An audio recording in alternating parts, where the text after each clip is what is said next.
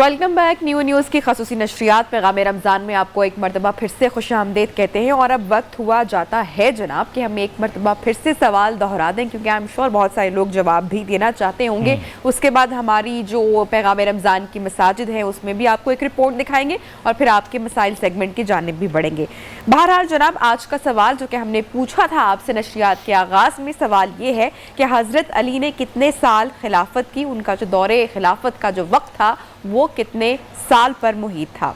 तो सही जवाब देने के लिए जनाब आपने कॉल करना है, नंबर घुमाना है और सही जवाब बताना है। रिसर्च कीजिए जनाब, थोड़ा सा तो बहुत आसान है। हाँ जी, इंटरनेट आपके हाथ में, मोबाइल फोन डिवाइसेस आपके हाथ में चीज़ है, लेकिन सिर्फ अच्छा, इंटरनेट पे भी सही ऑप्शंस या जो है वो भी काफी सारे जवाब वगैरह होते हैं, तो सही जवाब देना ये भी आप सोच लें, क्योंकि गूगल बहुत तरह के आंसर करता है। नबिया एक बात बताओ आपको, गूगल अगर वाकई इतना इंटेलिजेंट होता तो आज हर शख्स गूगल के बैठकर पीएचडी कर रहा होता। तो ओपन सोर्स है जनाब, हर चीज़ का जवाब गूगल पे नहीं होता है। बहुत सारी चीज़ों का होता है लेकिन हर चीज़ का नहीं होता। बहरहाल अपने इस सेगमेंट जो पैगाम रमज़ान की जो मसाजिद हैं लिए चलते हैं आपको, और आप भी देखिए कि आज कौन सी मस्जिद है जिसके ऊपर रिपोर्ट हम आपको दिखा रहे हैं।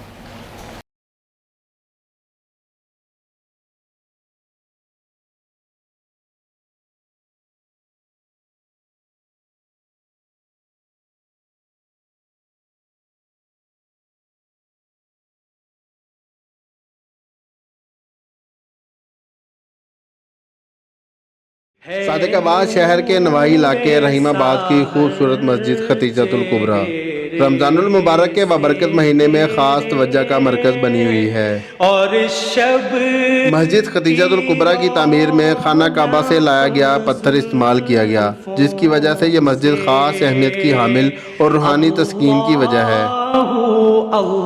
मस्जिद खतीजतुल कुबरा को दूर दराज से लोग देखने के लिए आते हैं। मस्जिद में हैंडमेड का काम निहायत ही खूबसूरत अंदाज में किया गया है, जो कारीगरों की कमाल महारत का मुंह बोलता सबूत है। मस्जिद की छत पर खालस सोने से फूल बनाए गए हैं। मस्जिद की तामीर मोइन अकबर खान लगारी ने करवाई, जिसमें एक वक्त में 5000 से ज़ायद नमाजी नमाज अदा कर सकते हैं। मस्जिद की तामीर 1 साल 4 माह के अंदर मुकम्मल हुई। मस्जिद के महराब को इस्लामी फ़न तर्ज तामीर का शाहकार भी कहा जाता है। मस्जिद खतीजतुल कुबरा खूबसूरती में अपनी मिसाल आप है, जहाँ पर लोग सजदा रेज होकर अपने परवरदिगार को याद करते हैं और कल्बी सुकून पाते हैं। कैमरामैन हमजा साजिद के साथ मोहम्मद शाबान, न्यूज़ सादिकाबाद। क्या ही खूबसूरत मस्जिद जनाब, मस्जिद खतीजतुल कुबरा सादिकाबाद।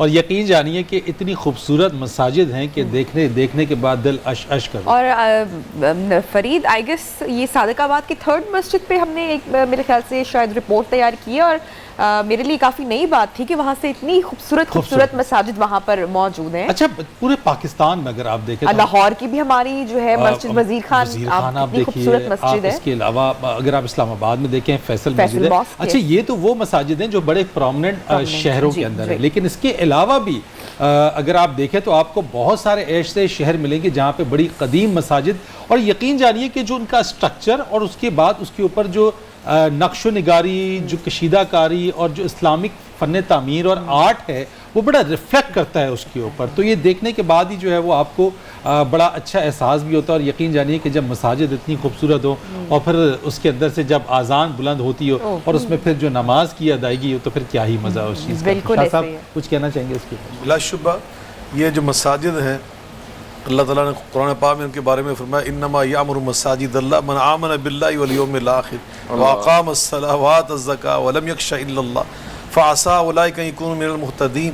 कि मसाजिद को बनाने वाले, इनको आबाद करने वाले वो लोग हैं जिनके बारे में अल्लाह ताला खुद फरमा रहे कि ये ईमान वाले हैं, ये मोमिन लोग हैं। मन बना लिल्लाहि मस्जिदा बनल्लाहु लहु बैतन फिल जन्नह। नबी करीम अलैहिस्सलाम फरमाते हैं, जो अल्लाह का घर बनाता है ना, अल्लाह उसके एवज़ में उसका घर जन्नत में बनाता है। आका अलैहिस्सलातु वस्सलाम फरमाते हैं कि सबअतुन युज़िल्लुहुमुल्लाहु फ़ी ज़िल्लिही यौमा ला ज़िल्ला इल्ला ज़िल्लुहु। मैदान हशर में अल्लाह की अर्श अदीम के साए के सिवा जब कोई साया नहीं होगा, वहाँ 7 किस्म के लोगों को अल्लाह बैठाएगा। उनमें फरमाया वराजुलुन क़ल्बु मुअल्लक़ बिल मसाजिद, वो बंदा भी जिसका दिल मस्जिद के साथ अटैच हो, किसी न किसी लिहाज से वो मस्जिद के साथ वाबस्ता है, अल्लाह उसको भी अर्श अदीम के साए में बैठाएगा। इसलिए कि मसाजिद जो हैं ये अल्लाह के घर हैं, یہ اللہ تعالیٰ کا ذکر یہاں پہ ہوتا ہے فی بیوت اذن اللہ ان ترفع ویذکر فیہ اسمہ، یہ اللہ کا نام لیا جاتا ہے، اللہ کا ذکر ہوتا ہے. اور شاہ صاحب اس کا ایک اور جو بڑا پیارا پہلو نکلتا ہے وہ یہ ہے، میں کل پرسوں ہی ذکر کر رہی تھی اور میں نے ایک ویڈیو دیکھی فرید جہاں پر اس میں بڑی زبردست بات کی کہ بچہ جب اپنی لرننگ کی بہت ساری سٹیجز سے گزرتا ہے تو ایک چیز ہوتی ہے جس کو کہتے ہیں سوشل جینیس ہونا. مجھے یہ بات بڑی اٹریکٹ کی، میں نے وہ پوری ویڈیو دیکھی. بیسیکلی اب مساجد کا کانسیپٹ کیا ہے، کہا اس ویڈیو میں کہ جو بچہ سوشلی جینیس ہوگا شاہ صاحب وہ زندگی میں بہت آگے بڑھے گا. اب ہم دیکھیں کہ مساجد چونکہ اللہ کا گھر ہے، اللہ کی عبادت گاہ ہے، لیکن اس کا مقصد کیا ہے کہ پڑوسی، محلے دار لوگ جو ایک جگہ رہتے ہیں وہ ایک جگہ پر اکٹھے ہوں، انٹریکشن ہوئے، ایک دوسرے کا حال احوال جانے. یہ اسلامی معاشرے کا اور انسانی معاشرے کا دینی اور دنیاوی لحاظ سے مرکز ہوتا ہے. نئی بات جو مسجد نبوی تھی وہ کیا تھی؟ وہ یک وقت عبادت گاہ بھی تھی، اس کے ساتھ ساتھ وہ صوفہ یونیورسٹی درسگاہ بھی تھی، وہ ایوان سربراہ بھی تھا. نبی پاک صلی اللہ علیہ وسلم وفود کے ساتھ وہی ملاقات کرتے تھے، آپ فیصلے وہاں پہ کرتے تھے، وہ سب سے بڑی عدالت بھی تھی. آپ فوج کے بارے میں فیصلے وہاں پہ کرتے، مشورے وہاں پہ کرتے، پارلیمنٹ بھی تھی اور ایوان وہ فوج کا سربراہ کا ایوان بھی تھا. تو یعنی وہ مسجد نبوی جو تھی وہ ہر لحاظ سے آپ دیکھیں کہ اسلامی مرکز تھا، اسلامی سینٹر تھا، ملٹی پرپز. اگر آپ وہاں پہ جائیں اور یہی وہ چیز ہے کہ جب آپ مسجد میں جاتے ہیں آپ کے ساتھ ہے تو وہ یہ ایک انٹریکشن ہے کہ آپ کی بانڈنگ ڈیولپ ہو جاتی ہے، آپ ایک دوسرے کے مسائل، ایک دوسرے کی چیزوں کو ایک دوسرے سے شیئر کرتے ہیں. اگر کوئی شخص یا کوئی صاحب اگر اس دن نہ آئے تو سب اس دن مل کے جاتے ہیں کہ جناب آج یہ کیوں نہیں آئے. تو یہی وہ چیزیں جس کے اوپر ہمارا مقصد ہم بات بھی کریں. دو جملے میں یہاں پہ عرض کروں گا. ان اول بیت وضع للناس الذی ببکہ، اس دنیا کا آغاز اللہ نے مسجد کے وجود سے کیا ہے. پہلے مسجد حرام بنی، پھر دنیا آباد ہوئی ہے. اور اگلی بات سن لیں، نبی پاک فرمایا کہ جب تک روئے زمین پہ اللہ اللہ کی آوازیں بلند ہوتی رہیں گی لا تقوم الساعہ، میں گارنٹی دیتا ہوں قیامت برپا نہیں ہوگی. اس دنیا کی بقا ان مساجد میں اللہ اللہ ہی ہوتی ہے، کبھی اذان کی شکل میں، اقامت کی شکل میں، نماز کی شکل میں، قرآن کی شکل میں، خطبات کی شکل میں. تو یقیناً جب تک مساجد کا وجود دنیا میں ہے قیامت برپا نہیں ہوگی. یہ آپ نے بہت ہی خوبصورت آپ نے لوگ ایسے ڈراتے رہتے ہیں سوشل میڈیا کے اوپر قیامت کب، یہ کوئی نہیں ہے کہ جب تک مساجد موجود ہیں، اللہ کا ذکر ہو رہا ہے، اللہ کا تب تک یہ قیامت نہیں آ سکتی، دنیا ہلاک اور برباد نہیں ہوگی. اچھا جی، آپ کے مسائل جو ہیں وہ ہمارا سیگمنٹ ہے اور اس کے اوپر ہماری جو لائیو کالز ہیں وہ لینے کا سلسلہ ہم شروع کریں گے. آپ ہمیں کال کر سکتے ہیں، نمبر سکرینز پر فلیش کر رہا ہے. لیکن اس سے پہلے کہ آپ کی ہم کالز لیں، ڈاکٹر صاحب آپ بھی اس چیز کے اوپر کچھ اگر کہنا چاہتے ہیں تو آپ ضرور اس میں حصہ ڈالیے گا. مساجد کے حوالے سے بھی یقیناً آپ کا بھی تجربہ رہا ہوگا مختلف جگہوں پہ جانے کا، مختلف مساجد میں نماز کی ادائیگی کا. فرید اسی وجہ سے تو لوگوں کے آپ دیکھیں نا کہ پڑوسی اکیلے، لوگ گھروں میں اکیلے ختم ہو جاتے ہیں، مر جاتے ہیں اور ساتھ والے گھر میں اطلاع بھی نہیں ہوتی ہے کیونکہ کوئی مساجد میں جائے ایک دوسرے کا حال احوال پوچھے. ڈاکٹر صاحب ایسا ہونا دیکھیں جیسے آپ دیکھتے ہیں کہ ہم نے مختلف میڈیٹیشن سینٹرز بنائے ہوتے ہیں. ایون کہ آپ دیکھیے کہ روس کے اندر یا اس علاقوں میں جہاں پہ وہ اللہ تعالیٰ کو ماننے سے انکاری ہیں کہ وہ کسی خدا کو مانتی نہیں، کسی خدا کی پرستش نہیں کرتے، اس کے باوجود انہوں نے یہ سینٹرز بنائے ہوئے جہاں پہ بیٹھ کے آپ نے اپنی بات کو کنوے کرنا ہے اور آپ کا سٹریس ختم ہوگا، کوئی ڈپریشن ختم ہوگا. تو بے شک کہ مسجد جو ہے، آپ اس بات سے اندازہ لگائیے کہ سرکار دو عالم صلی اللہ علیہ وسلم نے فرمایا کہ نماز جو ہے خالصتاً اللہ کے لیے آپ نے پڑھنی، خالصتاً اللہ کی عبادت ہے. لیکن اللہ تعالیٰ جماعت کے ساتھ نماز پڑھنے کے حوالے سے 27 گنا بڑھا دیتا ہے. آپ جماعت کے ساتھ لاجک یہی ہے کہ آپ کا محلے دار، آپ کا ہمسایہ وہ آپ کے ساتھ انٹریکٹ کرے گا. پھر مسواک کا جو حضور اکرم صلی اللہ علیہ وسلم فرمایا کہ نماز سے پہلے مسواک کرو، تو اس کے اندر بھی لاجک یہ ہے کہ دانت تو آپ نے اپنے صاف کرنے ہیں، لیکن اس سے فائدہ کیا ہوگا کہ آپ کے جسم سے، آپ کے کسی بھی سے کوئی اسمیل نہ آئے تاکہ دوسرا بندہ آپ سے ڈسٹرب نہ ہو. اور جب سرکار دو عالم صلی اللہ علیہ وسلم نے حضور صلی اللہ علیہ وسلم منع فرمایا کہ بالکل جو کپڑوں کے اندر سے اگر بدبو آ رہی ہے تو تم مسجد میں داخل نہ ہو. پیاز کی اگر اسمیل آ رہی ہے یا تھوم کی یا لہسن کی اسمیل آ رہی ہے تو پھر بھی آپ مسجد میں داخل نہ ہو. یہ وہ سارے ایٹیکیٹس ہیں، آداب مسجد ہیں. اور پھر آقا علیہ السلام نے فرمایا جو وضو کا پانی، جو مستعمل پانی وہ پاک ہوتا ہے، وضو کا پانی بھی آقا علیہ السلام نے فرمایا کہ وہ مسجد میں نہ گرنے پائے. یہ آداب مسجد میں سے ہے. تو یہ سارا آپ دیکھ لیجئے کہ ہمارا ٹوٹل مسلمانوں کا جو سوشل سینٹر ہے وہ آپ کا مسجد ہے. آپ کے نکاح آپ کے مسجد میں ہونے چاہیے، آپ کے فیصلے مسجد میں ہونے چاہیے. جیسے شاہ صاحب فرما رہے تھے آقا علیہ السلام کی سنت کے مطابق کہ ہر چیز کا مرکز جو ہے وہ مسجد میں ہونا چاہیے. اور میں اس میں ایک اور بات ایڈ کرنا چاہوں گا. دیکھیے کہ جب سے ہم نے ایک ماڈرن اسکول سسٹم کو اڈاپٹ کیا تو اس میں آپ ابھی بھی دیکھ لیجیے، آپ لاہور میں ہی دیکھ لیں، آپ پاکستان کے مختلف شہروں میں دیکھ لیں کہ اسکولز کے ساتھ چرچز موجود ہیں، جی ہاں، کیتھیڈرل چرچ کے ساتھ، تو انہوں نے اپنے جو اسکول کے ساتھ جو اپنے عبادت گاہ کا جو تعلق ہے اس کو کبھی انہوں نے توڑنے نہیں دیا، لیکن ہم نے جو ایز اے مسلمان ہونے کے ہم نے مسجد کو بالکل الگ تھلگ کر دیا، ہمارا بھی وہ سوشل سٹرکچر ہونا چاہیے۔ ڈاکٹر صاحب بات کرتے ہیں اور نبیہ کالرز ہمارے ساتھ موجود ہیں۔ ریگولر کالر جناب ساجد نے کراچی سے کال کی ہے۔ السلام علیکم ساجد۔ السلام علیکم نبیہ سسٹر، کیسی ہیں؟ ٹھیک ہیں آپ؟ دیکھا اثر ہوا آپ کی دھمکی کا، آپ کو گلا تھا نا؟ مجھے نہیں معلوم تھا کہ یہ اثر کئی دن تک جاری رہے گا۔ الحمدللہ میں ٹھیک ہوں، آپ ٹھیک ٹھاک ہیں؟ اور کیا کہیں گے ٹرانسمیشن میں؟ ساجد صاحب بہت جلدی آپ نے پارٹی تبدیل کر لی۔ نہیں، میں نے ان کو سلام کیا اور آپ کے لیے میں نہیں یہ آپ نہیں جناب، یہ بالکل نہ کیجیے گا، یہاں پہ آپ کی جو محبت ہے بالکل ارشاد ہے۔ ایک شعر میں آپ کے لیے سنانا چاہتا ہوں، بہت اچھا شعر ہے آپ کے لیے کہ میرا دل صرف آپ کی محبت کے لیے ہے، فرید بھائی میرا دل صرف آپ کی محبت کے لیے ہے، مگر یہ پیشکش محدود مدت کے لیے۔ واہ واہ واہ واہ واہ واہ، فرید کیا کہیں گے؟ ایک سوال پوچھنا چاہتا ہوں فرید بھائی، میں بہت بالکل فرمائیے۔ ایک سوال پوچھنا چاہتا ہوں میں۔ جی جی پوچھیے۔ سوال ہی پوچھنا چاہتا ہوں فرید بھائی میں کہ حقوق العباد اور حقوق اللہ، بہت سارے لوگ ایسے ہوتے ہیں جو حقوق اللہ تو سارے ادا کر رہے ہوتے ہیں، نماز، روزہ، حج، زکوٰۃ وغیرہ، مگر حقوق العباد میں وہ صفر ہوتے ہیں۔ تو نیک آدمی کی ڈیفینیشن کیا ہے؟ جو حقوق العباد ادا کرے وہ نیک ہے، یا جو حقوق اللہ ادا کرے وہ نیک آدمی ہے؟ نیک آدمی کی ڈیفینیشن۔ ٹھیک ہے، آپ پروگرام دیکھتے رہیے، آن ایئر جواب دیتے ہیں۔ بہت شکریہ کال کا شاہ صاحب۔ دیکھیے یہ جو لوگوں نے ایک تصور بنایا ہوا نا کہ حقوق العباد کی بڑی اہمیت ہے، حقوق اللہ کی اہمیت نہیں ہے، یہ بھی ایک اپنے آپ کو دھوکہ دینے والی بات ہے۔ یہ بہت بڑا دھوکہ ہے، فریب نفس ہے۔ جو حقوق اللہ کی پرواہ نہیں نہ کرتا، یاد رکھیے وہ حقوق العباد کی پرواہ نہیں کرتا۔ حقوق العباد بھی وہی ادا کرتا ہے جو اپنے مالک اور خالق کے حقوق کا خیال کرتا ہے۔ دوسری بات جو ہے کہ بعض اوقات واقعتاً جب بھی ساجد بھائی کہہ رہے تھے نا، بعض لوگ نماز کے بڑے پابند ہوں گے، روزے بھی رکھتے ہوں گے، لیکن وہ اللہ کی مخلوق کے ساتھ اخلاق والا معاملہ نہیں کرتے، ان کے ساتھ ان کا جو رویہ ہوتا ہے وہ اچھا نہیں ہوتا۔ نبی پاک علیہ السلام نے حضرت زید بن ثابت اور حضرت ابو موسیٰ اشعری رضی اللہ تعالیٰ عنہ ان دونوں کو بھیجا یمن کی طرف، اور ان دونوں کو کیا فرمایا؟ اتق اللہ حیث ما کنت، اللہ کا حق بھی یاد کروایا، صاف فرمایا وخالق الناس بخلق حسن، اللہ کی مخلوق کے ساتھ ہمارا معاملہ اخلاق والا ہونا چاہیے۔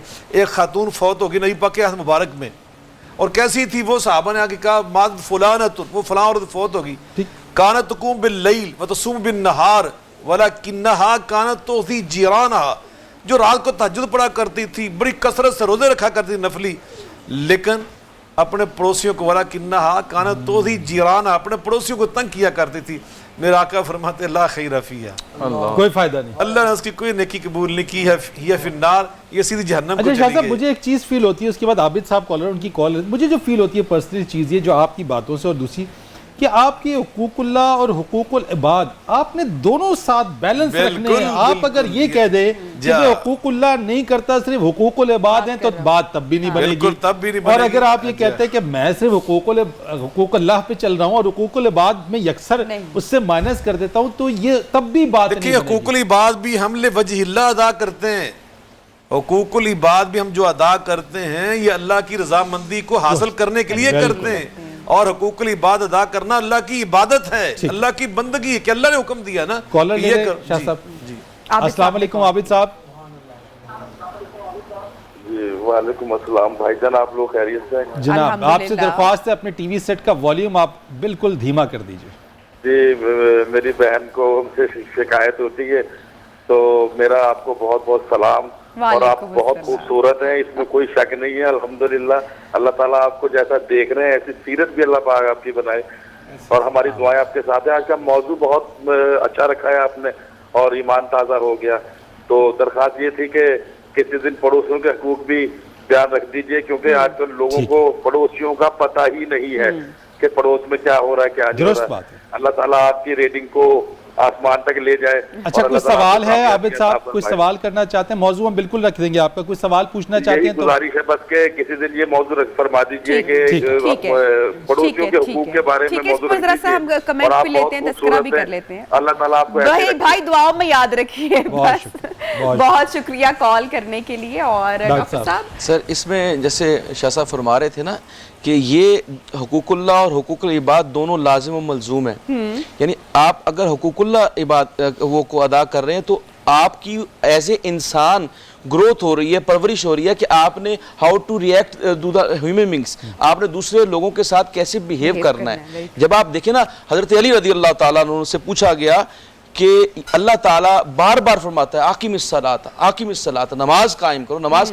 तो ये नमाज कायम करने से क्या मुराद है? ये रेसिटेशन तो नहीं है, हम कहते हैं नमाज पढ़ते हैं, लेकिन अल्लाह ताला आपको नमाज कायम करने का हुक्म देता है। तो ये नमाज कायम कैसे होती है? तो मौला अली हज़रत अली रज़ियल्लाहु ताला ने फरमाया, नमाज पढ़ी मस्जिद में जाती है, कायम मस्जिद से बाहर होती है।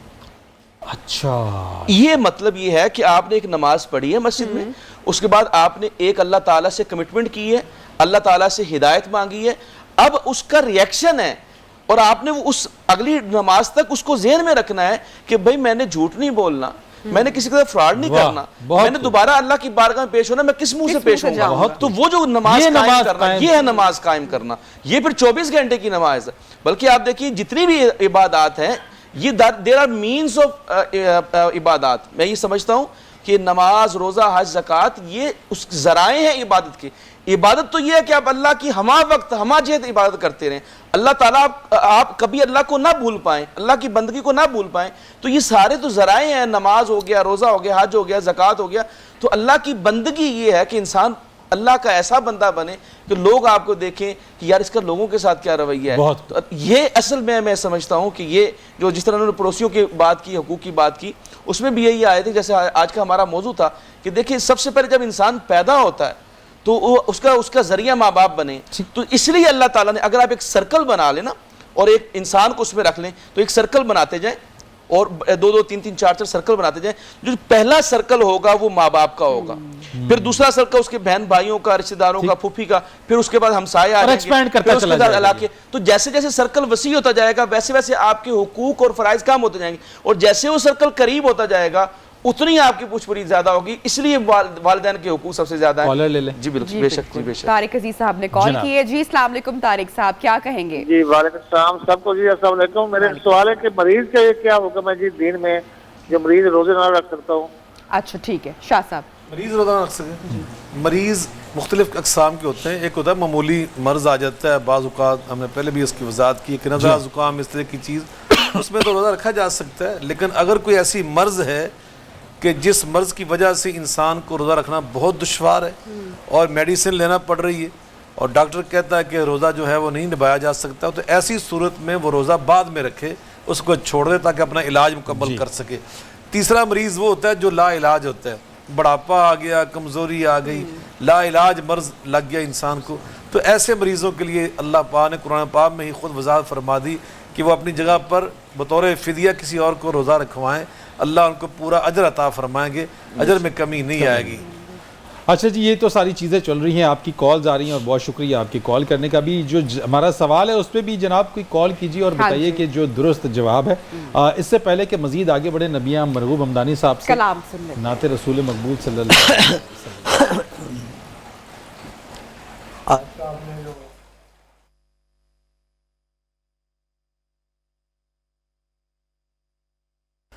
कि जो शख्स अदब से मोहब्बत से माँ बाप के चेहरे को देखता है, अल्लाह ताला घर बैठे उसको मकबूल हज का सवाब देता है। अल्लाह ताला ने जैसे उलमाए कराम ने बयान किया ना कि जो शख्स अदब से मोहब्बत से प्यार से माँ बाप के चेहरे को देखे, घर बैठे अल्लाह ताला उसको मकबूल हज का सवाब दे रहा है। एक बार देखे तो एक का सवाब है और 10 बार देखे। ये रवायत है, अगरचे वो सनद के लिहाज से ज़ईफ़ है लेकिन उसका माना ठीक है। आप फरमाते मा मिन वलदिन बारिन यंजुरु इला वालिदैहि नज़रत रहमतिन इल्ला कतबल्लाहु लहु हज्जन मबरूरा। सहाबा ने कहा कि अगर 100 बार देखे, इन नज़रा मिअत मर्रा, एक दिन में 100 मरतबा देखे। आप फरमाते 100 बार, तुम कह रहे हो वल्लाहु अकबर, मेरा अल्लाह तो इससे भी बड़ा है। अल्लाह तुम जितनी बार भी देखो। हाँ जी दानी साहब। میرے آقا نے فرمایا کرو خدمت باپ تے ماں دی، میرے آقا نے فرمایا کرو خدمت باپ تے ماں دی، جس نے جنت جانا ہووے کر لے خدمت ماں دی، جس نے کعبہ تکنا ہووے تک لے صورت ماں دی، ماں تے پیو جے دوویں سجنوں رب دا مٹھا میوا، ماں تے پیو جے دوویں سجنوں رب دا مٹھا میوا، جس نے جنت جانا ہووے کر لے دوواں دی سیوا، جس نے جنت جانا ہووے کر لے دوواں دی سیوا، پیو مرے سر ننگا ہووے ماں مرے کنڈ خالی، ماں پیو باجوں محمد بخشا کون کرے رکھوالی، ماں پیو باجوں محمد بخشا کون کرے رکھوالی، ماں دا سایہ برکت والا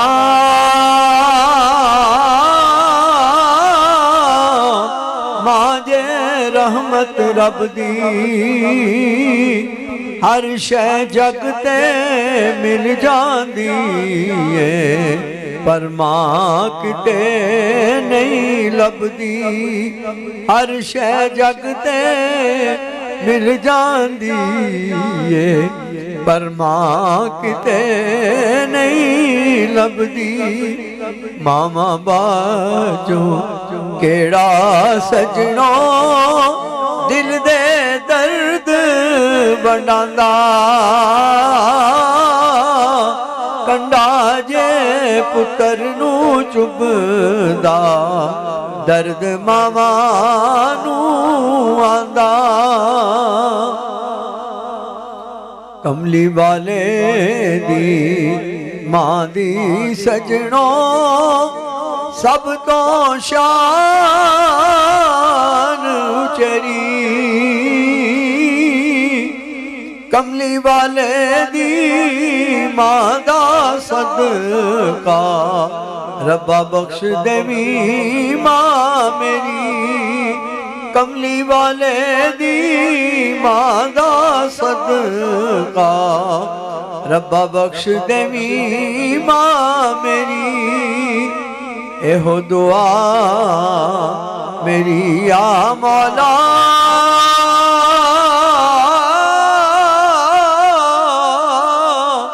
نہ مرن کسے دیا ماما، ماں دے پیرا تھلے جنت ماما ٹھنڈی چھاوا، ماں دے پیرا تھلے جنت ماما ٹھنڈی چھاوا، بھائی بھائیاں دے سجن ہوندے بھائی بھائیاں دیا باواں، باپ جیسر دا تاج محمد ماما ٹھنڈی چھاوا، باپ جیسر دا تاج محمد ماما ٹھنڈی چھاوا۔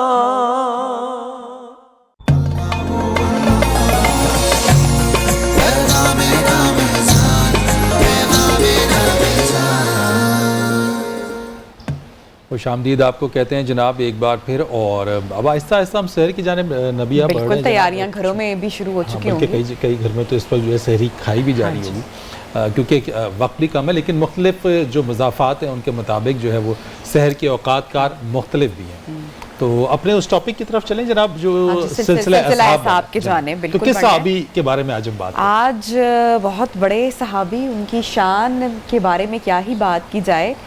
مولا علی کا ذکر کرنے جا رہے ہیں جناب. آج ہم علی، آج ہم فرید، اور وقت بہت کم ہے، وقت بہت کم ہے اور شخصیت بہت بڑی ہے.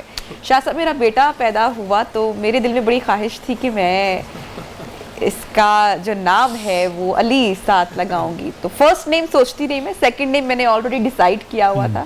ماشاءاللہ پیدا ہوا تو میں نے اس کا نام کبیر علی رکھا. تو سب کو بہت پسند آیا. نام بھی برکتوں والا، شخصیت بھی بہت بڑی. تو کیا کہیں گے آپ؟ یقیناً سیدنا علی المرتضیٰ کرم اللہ وجہ الکریم یہ نبی کریم علیہ السلام کے جو بڑے صحابہ ہیں ان میں سے بھی ہیں، لیکن اس کے ساتھ ساتھ صحابی ہونے کے ساتھ ساتھ وہ اہل بیت بھی ہیں. نبی پاک صلی اللہ علیہ وسلم کی یہ جو میں سمجھتا ہوں نسبت جلیلہ آپ کے ساتھ ہے نا، آپ ذرا اس کا اندازہ لگائیں کہ بطور صحابی بھی ان کی شان قرآن میں بیان ہو رہی ہے اور بطور اہل بیت بھی ان کی شان بیان ہو رہی ہے. اور امام بن حنبل رحمۃ اللہ علیہ فرماتے ہیں، امام اہل سنت، کہ کسی صحابی کی شان میں اتنی احادیث مروی نہیں ہے جتنی احادیث حضرت علی المرتضیٰ کی شان میں مروی ہے. نبی کریم علیہ السلام نے انہی کے بارے میں فرمایا تھا، اما ترضا تکون منی بمنزلۃ ہارون من موسیٰ الا انہ لا نبی بعدی. اے میرے علی، غزوہ تبوک کے موقع پہ فرمایا تھا آپ کو جب چھوڑا نا اپنا جانشین مدینے میں بنا کر، تو بعد میں منافقوں نے تانے دیے کہ آپ کو چھوڑ کے جو بہادر تھے ساتھ گئے، تو آپ نے نبی گھوڑا پکڑا پیچھے چلے گئے، اگلی منزل پہ جا کے نبی پاک کی خدمت میں حاضر ہو گئے. تو آپ نے فرمایا علی تو اپنی شان پہ راضی نہیں ہے کہ تیری میرے دل میں وہی قدر و قیمت ہے جو حضرت موسیٰ کے دل میں حضرت ہارون کی تھی. بس فرق اتنا ہے کہ وہ نبی بھی تھے حضرت ہارون، لیکن میرے بعد چونکہ نبوت کسی کو نہیں ملنی، وگرنہ تیرا میرے دل میں مقام وہی ہے جو حضرت ہارون کا مقام حضرت موسیٰ کے دل میں تھا. میرے آقا علیہ الصلوۃ والسلام نے فرمایا علی کی شان بیان کرتے ہوئے، لا یحبہ الا مؤمن ولا یبغضہ الا منافق. علی سے محبت کرنے والا مومن ہوگا، علی سے بغض رکھنے والا منافق ہوگا. نبی کریم علیہ الصلوۃ والسلام غزوہ خیبر کا موقع تھا. حضرت عمر فاروق رضی اللہ عنہ جیسی ہستی فرماتی ہیں کہ رات نبی پاک نے فرمایا کئی دن حملہ ہوتا رہا، وہ فتح نہیں ہو رہا تھا. آقا فرماتے لأعطین الرایۃ غدا رجلا یحب اللہ ورسولہ ویحبہ اللہ ورسولہ ویفتح اللہ علی یدیہ. صبح میں پرچم اس کے ہاتھ میں دوں گا کہ جو اللہ رسول کا محب بھی ہوگا اور محبوب بھی ہوگا، اور اللہ اس کے ہاتھ پر خیبر کا قلعہ فتح بھی کرے گا. اور آپ سب کے لیے میں بات کہوں، جب مدینہ شریف پڑھتا تھا مجھے اللہ نے اس قلعے میں جانے کا شرف عطا کیا ہے. حضرت مرتضیٰ کی یہ شان، میں نے وہاں جا کر اپنی آنکھوں سے اس قلعے کو دیکھا. تو نبی پاک صلی اللہ علیہ وسلم عمر فاروق فرماتے ہیں میں ساری رات دوسرے صحابہ کی طرح جاگتا رہا. زندگی میں نے کبھی خواہش نہیں کی بڑا بننے کی، سردار بننے کی، سپہ سالار بننے کی، سوائے اسرات کے. اس لیے کہ نبی پاک نے 60 ڈگری یہ دی تھی کہ جس کو پرچم ملے گا وہ فاتح بھی بنے گا، اللہ رسول کا محب اور محبوب بھی بنے گا. کہتے لے کہ صبح نبی پاک نے پرچم فرمایا این علی، علی کہاں نظر نہیں آ رہے، کہاں ان کی آنکھوں میں تکلیف ہے، کہا لے کر آؤ. فبصق فی عینیہ، آقا نے لوائے مبارک ان کی آنکھوں میں لگایا، وہ تکلیف بھی ختم ہو گئی، پرچم بھی ان کے ہاتھ میں دے دیا. اور آگے جو ہے کوئی آیا نا سامنے، وہ اس علاقے کا جو سب سے بڑا پہلوان اور سب سے بڑا دلیر آدمی تھا، مرحب یہودی. اس نے آ کے کہا علی واپس چلے جاؤ، قد علمت خیبر انی مرحب شاکی صلاح بدل مجرب. کہا کہ میں تو بڑا تجربہ کار جنگجو اسلحے کا ماہر، میں مرحب ہوں، تو میرا مقابلہ نہیں کر سکتا. انہوں نے فرمایا تو مرحب کہتا ہے، تیری تو لوگوں نے بعد میں چیزیں دیکھی. سمتنی امی حیدرہ کلیس غابات کریہ المنظرہ اوفیم بالسائے کیل سندرہ. اور میں تو جب پیدا ہوا تھا نا تو مجھے دیکھ کر ہی میری ماں نے میرا نام حیدر رکھا تھا. اور حیدر کسے کہتے ہیں؟ کلیس غابات کریہ المنظرہ. جیسے کوئی جنگل کا بادشاہ شیر ہوتا ہے نا جس کو دیکھ کر دیکھنے والے پہ ہیبت طاری ہو جاتی ہے. میں اینٹ کا جواب پتھر سے دینے والا ہوں، ذرا مقابلے میں آ. اس نے پہلا وار کیا، آپ نے روکا، جب آپ نے وار کیا اس کے 2 ٹکڑے کر کے رکھ دیے. حیدر مرتضیٰ کو اللہ نے یہ مقام دیا. اسی طرح عمر ابن عبد ود جو غزوہ خندق کے موقع پر اس نے خندق عبور کر لی اور اس نے کہا کون ہے میرے مقابلے میں آنے والا. نبی پاک صلی اللہ علیہ وسلم علی کو بھیجا. حضرت علی سے کہتا ہے واپس چلے جاؤ. کہا تم واپس چلے جاؤ. کہا مولا روم یہاں پہ لکھتے ہیں, مولا روم, یہ میں کوئی حوالہ حدیث کا نہیں دے رہا, مولا روم لکھتے ہیں. اس نے کہا عمر بن عبد ود نے کہ وہ دیکھو قریش کی عورتیں پیچھے دیکھ رہی ہیں, اگر میں واپس مڑ گیا نا وہ مجھے بزدلی کا تانا دیں گی. حیدر مرزا نے مسکرا کے فرمایا مولا روم لکھتے ہیں کہ اگر میں مڑ گیا تو مجھے کل جنت کی حوریں تانا دیں گی. تو قریش کی بات, عورتوں کی بات کرتا ہے. تو مقابلہ ہوا, اس کی گردن اتار کر رکھ دی. تو ہر غزوے میں نبی پاک کے ساتھ تھے. غزوہ بدر میں وہاں پر ولید بن عتبہ جو تھا نا بڑا جنگجو, اس کی گردن اتاری. جنگ غزوہ احد میں جو طلحہ بن ابی طلحہ, ان کا جو پرچم علمدار تھا, اس کو انہوں نے قتل کیا. جہاں بھی اللہ پاک نے ان کو موقع دیا. نبی پاک صلی اللہ علیہ وسلم کے یہ سیکٹری بھی تھے, یہ میں بات واضح کرنا چاہتا ہوں. یہ کاتب قرآن تھے, کاتب وحی بھی تھے. اور جب صلح حدیبیہ ہوئی نا تو اس موقع پر نبی پاک صلی اللہ علیہ وسلم نے جو صلح نامہ تھا نا حضرت حیدر مرزا کے ہاتھ سے لکھوایا تھا. اور یہ ایک بڑی اہم بات میں ایک جملے میں عرض کرتا ہوں. آپ نے لکھوایا تھا ھذا ما کاتب ھذا ما علی محمد الرسول اللہ صلی اللہ علیہ وسلم. یہ وہ صلح نامہ ہے جو حضرت محمد جو اللہ کے رسول صلی اللہ علیہ وسلم نے لکھوایا. تو جو قریش کا سفیر تھا نا, اس نے اعتراض کیا کہ ہم تو نہیں مانتے آپ کو رسول اللہ, ہمارا تو آپ سے جھگڑا ہی ہے. تو آپ چونکہ صلح چاہتے تھے, آپ فرمایا چلو علی میرے نام سے رسول اللہ کاٹ کرنا یہ لکھ دو محمد بن عبداللہ, ھذا ما صار علیہ محمد بن عبداللہ, یہ لکھ دو. حضرت علی نے کہا, یہ صحیح بخاری کے اندر حدیث ہے, ڈاکٹر صاحب سے پوچھئے. آقا فرماتے, حضرت علی فرماتے ہیں ما کان لعلی ان یمحو عن اسمک رسول اللہ. علی کا ہاتھ کٹ سکتا ہے مگر اس ہاتھ سے آپ کس میں گرامی سے رسول اللہ نہیں میں کاٹ سکتا. آقا نے خود مسکرا کے وہ کاغذ پکڑا اور آپ نے اپنے دست مبارک سے رسول اللہ کاٹا اور فرمایا اب لکھ دو محمد بن عبداللہ. تو یہ حیدر مرتضیٰ کی شان ہے. اچھا یہ تو وہ غزوات اور یہ تو وہ تمام چیزیں. ڈاکٹر صاحب اسی طریقے سے جو ہے وہ شمشیر جو تھی حضرت علی رضی اللہ عنہ کی, وہ جسے کہتے ہیں کہ حیدر ایک کرار, اور وہ جو کہتے تھے کہ وہ کسی بھی غزوہ میں ہو تو بڑا بیلنس, جی بے شک, وہ اس چیز جو وار کرتے تھے تو وہ بالکل. جناب وہ تو غزوات کا اور بہادری کا تو ذکر ہو گیا. آقا حضرت علی رضی اللہ عنہ وہ شان والے جن پہلے اسلام لانے والے, بچوں میں سب سے پہلے اسلام لانے والے. اور سیدنا صدیق اکبر نے کیا فرمایا, حضرت عائشہ رضی اللہ تعالیٰ عنہ پوچھتی ہیں ابا جان جب بھی مجلس میں آپ بیٹھتے ہیں آپ حضرت علی کا چہرہ دیکھتے ہیں, اس کی کیا وجہ ہے؟ فرمایا آقا علیہ السلام نے فرمایا علی کا چہرہ دیکھنا عبادت ہے. اللہ, علی کا چہرہ دیکھتے رہنا عبادت ہے. اور حضرت علی رضی اللہ تعالیٰ عنہ کا وہ کچھ لوگ اعتراض کرتے ہیں کہ آپ کا دور خلافت میں فتنے رہے, تو میں یہ کہتا ہوں کہ اگر ارتداد کا خاتمہ کرنا ہو تو آپ کو سیدنا صدیق اکبر کو پڑھنا چاہیے, اور اگر آپ نے وسعت چاہنی ہے اپنے ملک کے اندر تو حضرت عمر فاروق کو آپ فالو کریں, اور اگر آپ نے فتنوں کا تدارک کرنا ہے, فتنوں کو روکنا ہے, تو پھر حضرت علی رضی اللہ تعالیٰ عنہ کا دور خلافت آپ کے لیے بالکل مشعل راہ ہے کہ فتنوں کو ختم کرنے کے اندر سیدنا علی رضی اللہ تعالیٰ عنہ جو کام. حضرت عمر فاروق نے بھی فرمایا تھا کہ اگر علی نہ ہوتا تو آج عمر نہ ہوتا. جی بے شک, یہ تو کئی مرتبہ, اس نے ایک جگہ پہ نہیں کئی مرتبہ سیدنا عمر فاروق رضی اللہ تعالیٰ نے فرمایا.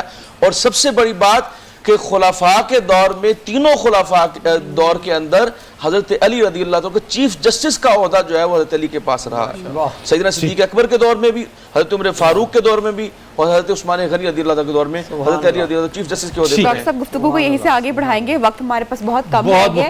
کالر ہمارے ساتھ چونکہ کالز بہت ساری آتی رہی لیکن ٹائم کی کمی کی وجہ سے جواب جو دینا چاہ رہے ہیں ہمارے کالر آج کے سوال کا, تو جی کون ہمارے ساتھ موجود ہے؟ اچھا کالر کوئی نہیں ہے جناب, کال ڈراپ ہو چکی ہے, کیونکہ بہت زیادہ کالرز تھے لیکن وقت کی قلت بھی ہے جناب. اچھا ہم سوال بھی سامنے رکھ دیتے ہیں اور صحیح جواب بھی ہم بتا دیتے ہیں. جو آج کا ہمارا سوال تھا وہ یہ تھا کہ حضرت علی رضی اللہ تعالیٰ عنہ نے کتنے سال خلافت کیا, ان کی خلافت کا جو ہے وہ وقت وہ کتنا تھا. تو یہ جناب اس کا صحیح جواب ذرا ڈسپلے کر دیجئے. تو یہ جناب 4 سال اور 9 ماہ. جی بالکل, اور اس کے ساتھ ہی ہم اپنے پروگرام کے اختتام کی جانب بھی بڑھنا ہے, لیکن عمران صاحب سے درخواست کریں گے تو اجازت لے لے پھر سب سے. اور بہت شکریہ ہمارے مہمانوں کا ٹرانسمیشن میں ایک جملے میں بات کرنا چاہتا ہوں. نبی پاک صلی اللہ علیہ وسلم کا جو اسوہ مبارک ہے نا, والدین کے حوالے سے ہم بات کر رہے تھے. آقا ایک دفعہ سیدہ آمینہ جو آپ کی اماں جان, ان کی قبر پہ حاضر ہوئے اللہ صحابہ کو لے کر, تو آپ نے وہاں پہ رونا شروع کر دیا. وہ ابقى من حولہ, آپ کو دیکھ کر صحابہ نے بھی رونا شروع کر دی. بعد میں صحابہ نے کہا آپ اتنے بے قرار ہوئے, تو آپ نے ایک جملہ فرمایا ذکرت امومتہا, میں جب یہاں پہ پہنچا مجھے اپنی اماں جان حضرت آمنہ کی وہ جو ممتا تھی وہ یاد آ گئی جو میرے ساتھ شفقت فرماتی تھی. تو نبی پاک کو اس وقت مبارکہ یہ ہے کہ نبی پاک صلی اللہ علیہ وسلم والدین کے بعد بھی ان کے ساتھ کس طرح محبت کرتے ہیں, کس طرح احترام کرتے ہیں. اور حضرت ام ایمن جو نبی پاک کی کسال لے کر گئی تھی نا اٹھا کر آپ کی والدہ کی وفات کے بعد، آپ جب بھی اس کو دیکھتے نا، حالانکہ وہ حبشی عورت تھی، کالے رنگ کی خاتون تھی، آقا احترام میں کھڑے ہو جاتے، کہتے امی بعد امی، یہ میری امی تھی، جب میری امی اللہ کے پاس چلی گئی تو یہ امی بن کے مجھے مکے میں لے کر آئی تھی. تو یہ ہے نبی پاک صلی اللہ علیہ وسلم کو جو کہ ہم نے آج ویسے کی ہوئی ہیں، اور بہت سارا وقت چاہیے ان باتوں کو کرنے کے لیے، اور دل یہ چاہتا ہے کہ ہم کرتے چلے جائیں، لیکن وقت کی قلت ہے. اپنے والدین کا خیال ہے. بالکل، کوئی بات نہیں، کل ہم ایک نئے عنوان کے ساتھ انشاءاللہ ملاقات ہوگی. اور ساتھ ساتھ ہم یہ بھی کہیں گے کہ دعاؤں کے لیے جب ہاتھ اٹھائیے تو ہمارے لیے بھی ضرور یاد رکھیے گا، ضرور یاد رکھیے گا. جی عمران صاحب. مولا علی پیش کر رہا ہوں.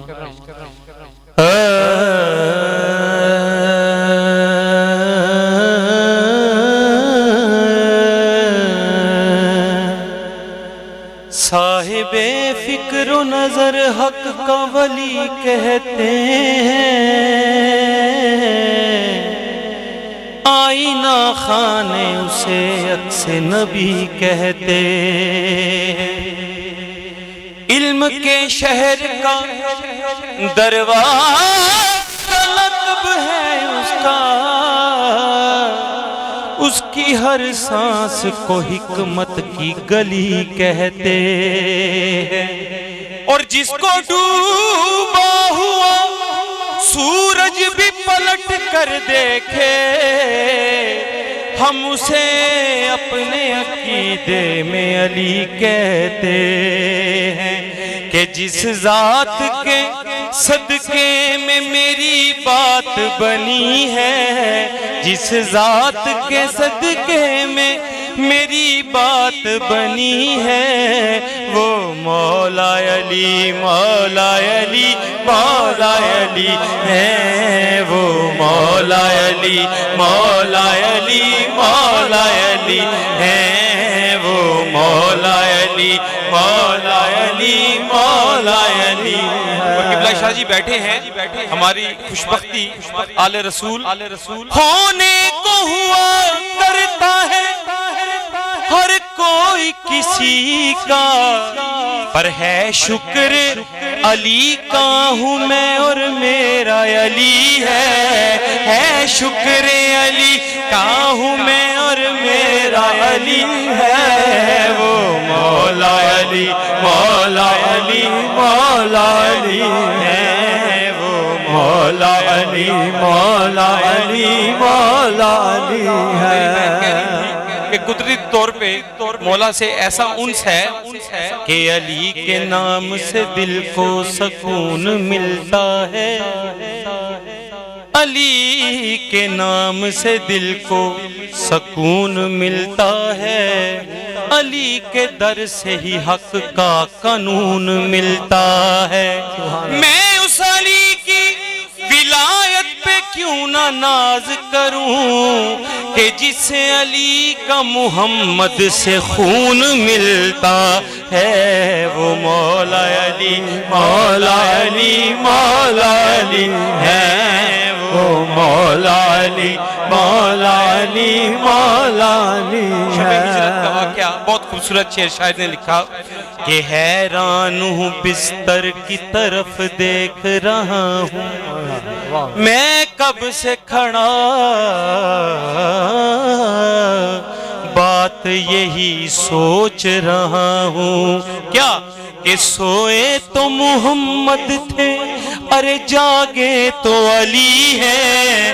سوئے تو محمد تھے جاگے تو علی ہے. وہ مولا علی مولا علی مولا علی ہے. وہ مولا علی مولا علی مولا علی ہے. اور دلہن بنی ہے فاطمہ، دولہا ہے مرتضیٰ. دلہن بنی ہے فاطمہ، دولہا ہے مرتضیٰ. اور منظر دیکھیں کہ بن ٹھن کے یہ بارات مدینے سے چلی ہے.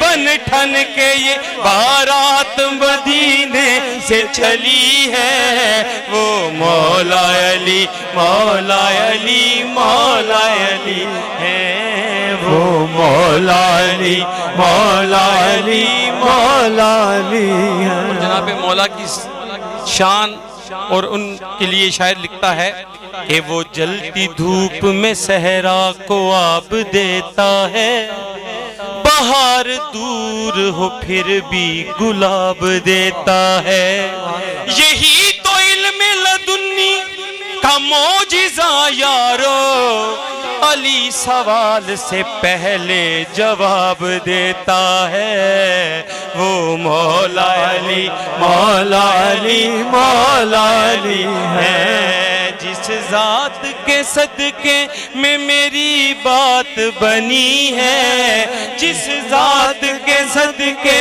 میں میری بات بنی ہے، وہ مولا علی مولا علی مولا علی ہے، وہ مولا علی اور شاید اس بات کی تائید فرمائیں کہ مولا کی ذات ہے منبع ولایت۔ اس پہ شاعر نے لکھا